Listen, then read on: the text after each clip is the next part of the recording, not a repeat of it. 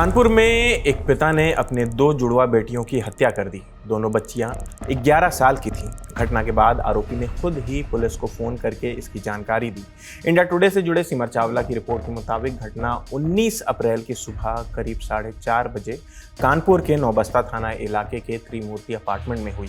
Police को UP 112 पर call के जरिए घटना की जानकारी मिली।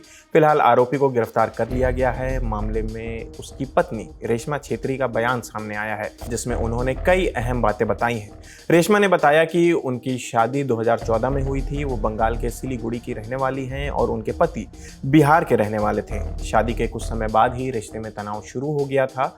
रेशमा के आरोपों से पारिवारिक तनाव और घरेलू हिंसा का भी पहलू सामने आया है। रेशमा का आरोप है कि उसका पति शराब पीकर मारपीट करता था।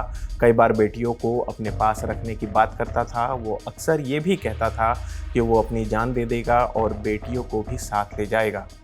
फिर आप बहुत दिन से यही बोलता था हाँ। कि मेरा मम्मी मर गई है, अब मैं भी मरना चाहता हूँ। अच्छा। दोनों बेटी को लेके जाऊंगा, तुम अपना बेटा पाल पोस का बड़ा करो, यही बोलता था। अच्छा। हमको रोज बोलता था तुम बेटे को लेके चले जाओ। अच्छा। हम बेटी को पाल। इतना बजे आप सोने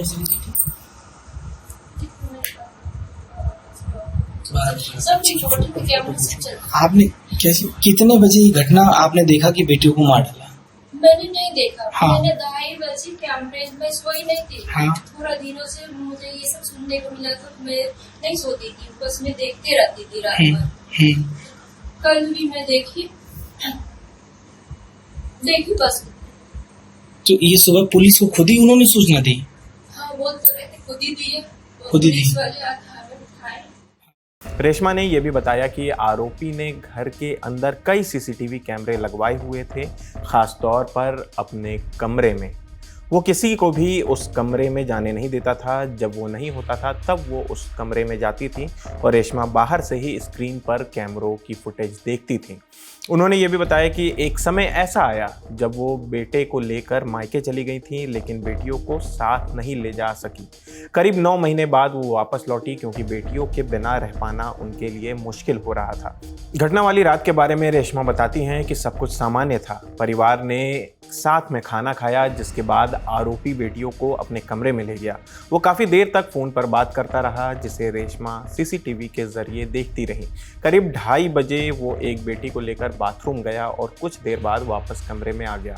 इसके बाद उसने कमरे की लाइट बंद कर दी। रेशमा ने दरवाजे और खिड़की के पास जाकर हलचल या आवाज़ सुनने की कोशिश की, लेकिन सब कुछ शांत था। उन्हें लगा कि सभी सो गए हैं। इसके बाद कब कैसे ये घटना हुई, इसकी जानकारी उन्हें नहीं है।